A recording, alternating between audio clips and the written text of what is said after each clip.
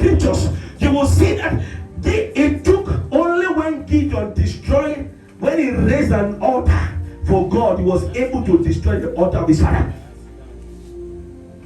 Sir, ma, listen to me.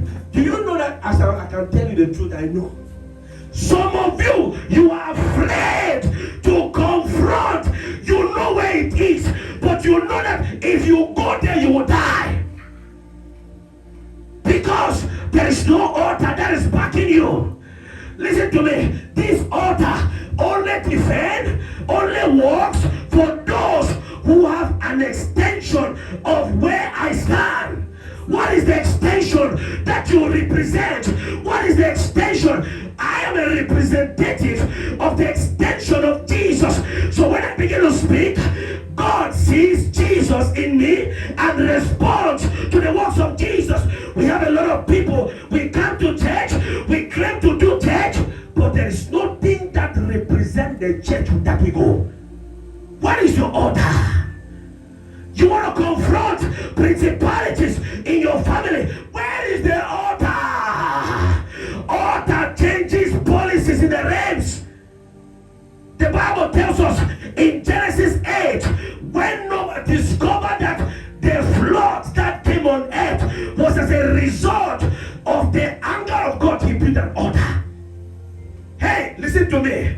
That thing that is fighting in your family, raise an altar. Raise an altar. I told you, an altar is a place of worship. An altar is a place of spiritual intimacy. An altar is a place of divine visitation. An altar is a place of divine intercourse with humanity. When humanity want to experience divinity, they go and present themselves in an altar.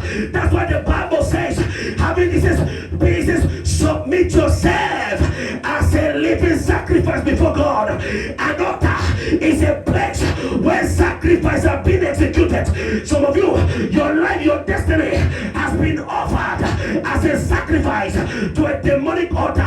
That is why things are not working. That is why things are not going forward. But I came this morning by the altar of God. Every altar in your family that is fighting your growth, that is fighting your health, that is fighting your marriage, I paralyze it by the fire of God. Listen to me. See, we can't confront spiritual entities without an altar. Stop deceiving. See, no, prayer only works when there is knowledge. You're wasting your time. That's why you notice you pray. Who has ever noticed? You try one day midnight prayer. You say, okay, let me do two. You put your phone. The phone will you wake up. Shakatata. Eko patatete. Para. It's just like putting them. You want to warm food in the microwave. You put it in a low level. So you are warm, but you can't affect the food.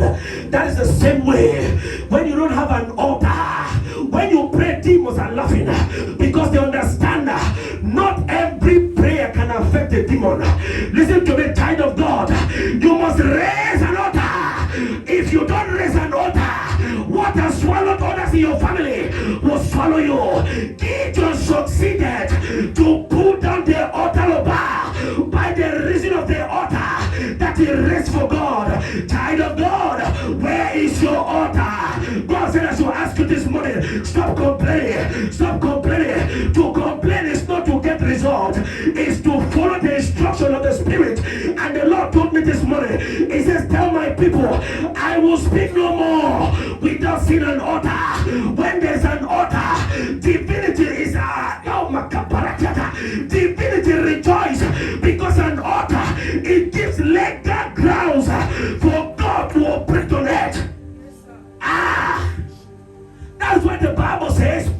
Early in the morning, Jesus will go to a desolate place and he prayed. He understood how to subject demons, how to subject season, how to subject time. There are people under the influence of my voice. Certain times in the year, nothing will happen for you. Certain months in the year, things will be tough for you. There are people, every December is a month of debt. You will pay debt in